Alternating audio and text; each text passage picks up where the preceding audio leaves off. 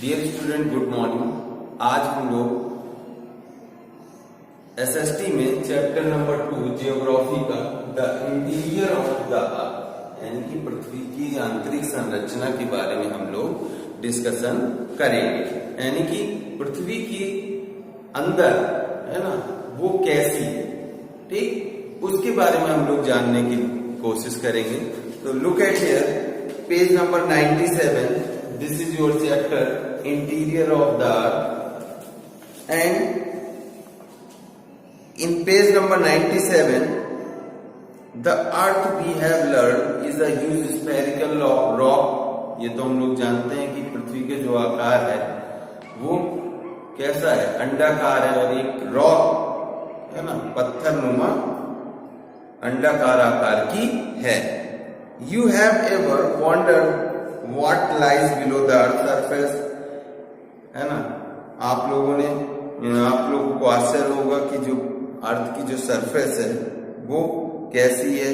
Is it solid rock all the way to the centre?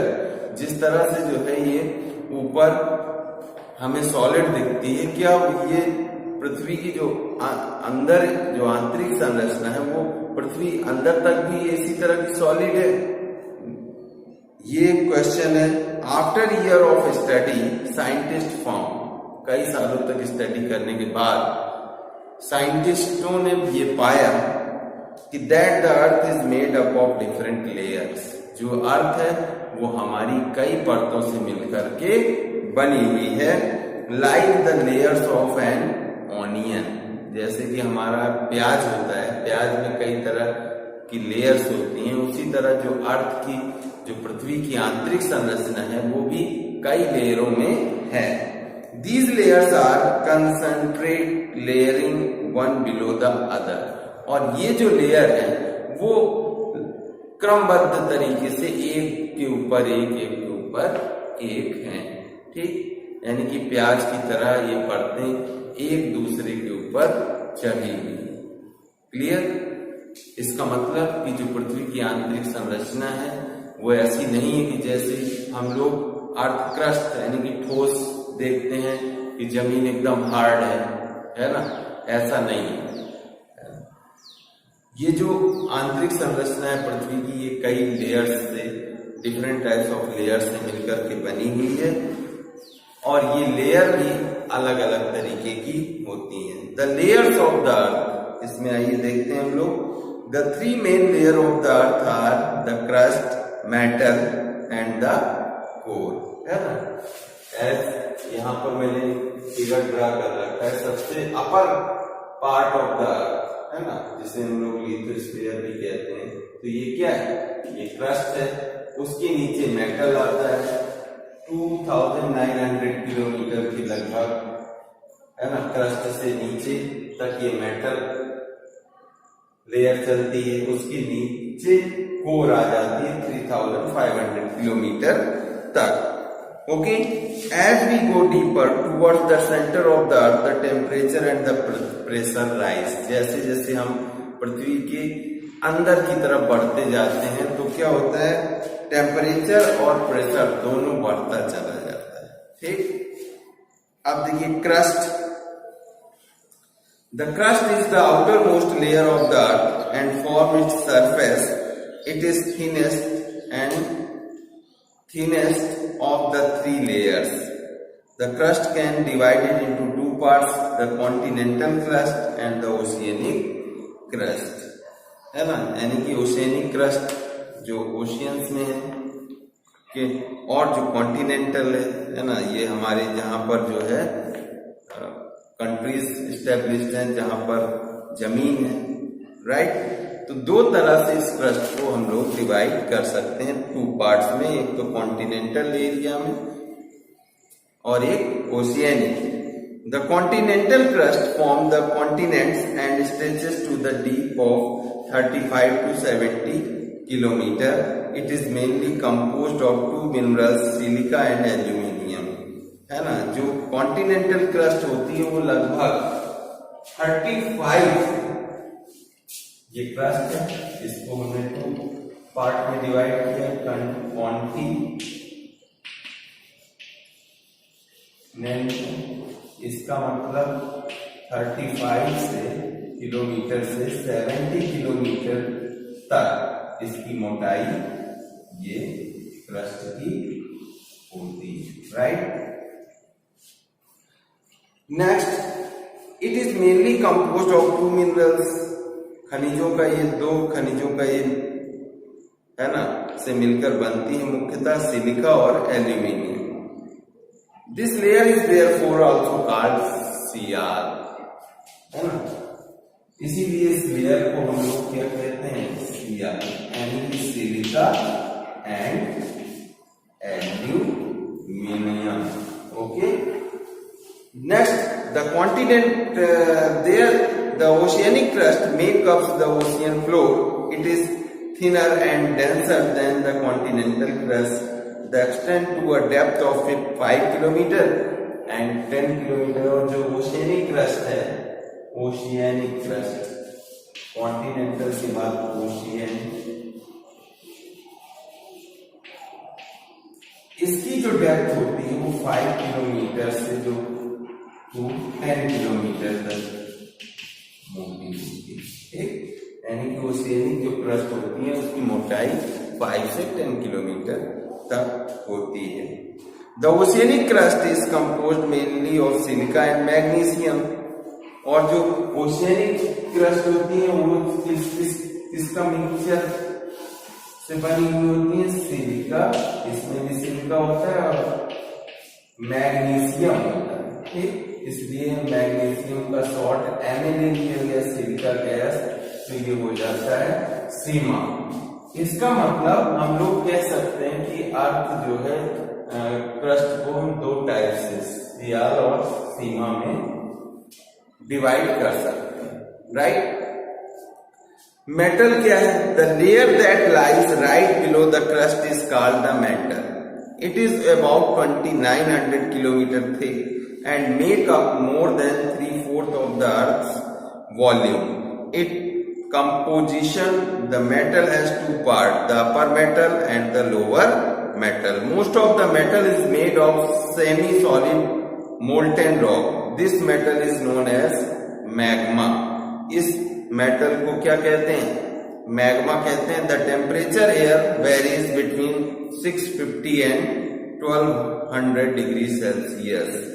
Upper metal and lower metal, 2 types में जो है इसको divide किया गया है। क्रस्ट के नीचे क्या आ जाता है, 2900 किलोमीटर तक मेटल चलता है, ठीक। अब मेटल को 2 पार्ट में डिवाइड किया गया है, अपर मेटल और लोअर मेटल, ठीक। और इसको जो है टेम्परेचर वेरीज बिटवीन 650 एंड 1260। अब जब हम लोग यहाँ से क्रस्ट को क्रॉस करके क्रस्ट तक, तो टेम्परेचर क्या है, हम लोग फील करते हैं कि कम हो रहा है, ठीक। लेकिन जैसे इस क्रस्ट से और नीचे की तरफ, मेटल की तरफ बढ़ते हैं, तो टेम्परेचर बढ़ने लगता है अर्थ का। और लगभग इस मेटल में जो अर्थ टेम्परेचर है वो 650 से लेकर 1200 डिग्री सेल्सियस तक होता है। उसके बाद जो सेंटर पॉइंट आता है वो है कोर, ठीक। तो the inner most layer of the earth is called core, inner, है ना, ये अंत जो। अब यहां पर देखिए मेटल, मेटल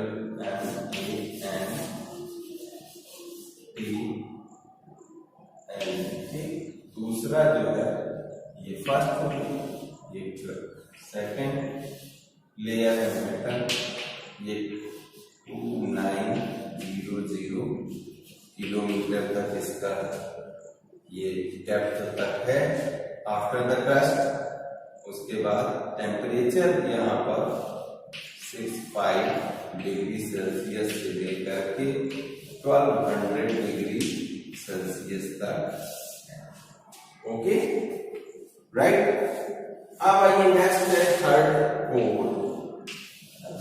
ये सेंटर में क्या है, कोर। तो कोर क्या है बेटा, the inner most layer of the earth is called the core it has a radius of about 3500 kilometre, है ना। इसका जो रेडियस होता है वो 3500 किलोमीटर का होता है। It is mainly made up of 2 minerals, nickel and iron, nickel and iron.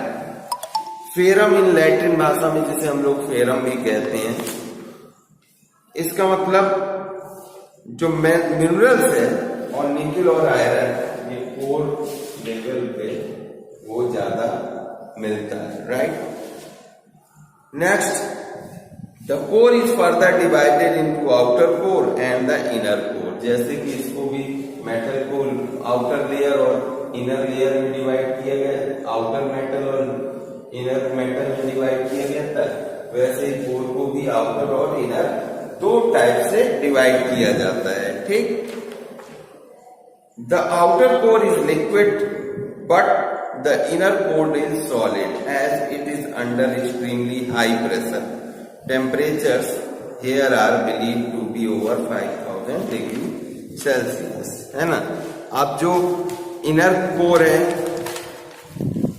Right, यानी कि जो इनर कोर है वो क्या है, हार्ड है, क्योंकि यहाँ पर pressure due to the high pressure के कारण, और जो आउटर कोर है वो हीट के कारण क्या है, वो लिक्विड फॉर्म में है। But the outer core is liquid but the inner core is solid as it is under extremely high pressure. Temperatures here are believed to be 5000 degree Celsius. ऐसा माना जाता है कि यहाँ पर जो टेम्परेचर है वो 5000 डिग्री सेल्सियस है कोर पे, राइट। तो डियर स्टूडेंट, इस तरह से हम लोग देखते हैं कि अर्थ जैसा हमें दिखती है ऊपर से, या हम लोग फील करते हैं, महसूस करते हैं, वैसी नहीं है। ये भी जो है इसके अंदर भी कई तरह की लेयर्स हैं, और उन लेयर्स को हम लोग मुख्यतः 3 भागों में डिवाइड कर सकते हैं। अपर लेयर जिसको क्रस्ट कहते हैं, उसके नीचे मेटल, और बीच में सेंटर पॉइंट पे कोर होता है, ठीक। ये जो हमारी क्रस्ट होती है ये 35 किलोमीटर से 70 किलोमीटर तक फैली हुई होती है, मेटल 2900 किलोमीटर तक, और जो कोर है वो 3500 किलोमीटर तक इसका जो है रेडियस होता है। ऐसे ही ये रेडियस है, राइट। अब जो क्रस्ट पर जो टेम्परेचर हम लोग फील करते हैं, है ना, वो 50 डिग्री, 60 डिग्री, 50 डिग्री मैक्सिमम होता है। मेटल में जैसे ही हम लोग इंटर करते हैं तो वहां पर टेम्परेचर हम लोग 650 डिग्री सेल्सियस से 1200 डिग्री सेल्सियस तक फील करते हैं हम, इतना वहां पर टेम्परेचर होता है। उसके नीचे और इंटर करते हैं तो कोर लेवल पर जो टेम्परेचर है वो 5000 डिग्री सेल्सियस का है। इस तरह से डियर स्टूडेंट हम लोग देखते हैं कि जो है अर्थ प्याज की तरह कई लेयर्स में डिवाइड है ना। इसको भी जैसे क्रस्ट को भी कॉन्टिनेंटल क्रस्ट और ओशियनिक क्रस्ट में डिवाइड किया गया है, मेटल को भी आउटर मेटल और इनर मेटल में डिवाइड कर दिया जाता है, और कोर को भी आउटर और इनर कोर में डिवाइड किया गया है। इस तरह से डियर स्टूडेंट आज आपको यही फिर से रीड करना है, चैप्टर पूरा रीड करिए और एक्सरसाइज फाइंड आउट करनी है, और इस चीज को बुक में रीड करने के साथ साथ समझने की कोशिश करिए। Thank you, have a nice day.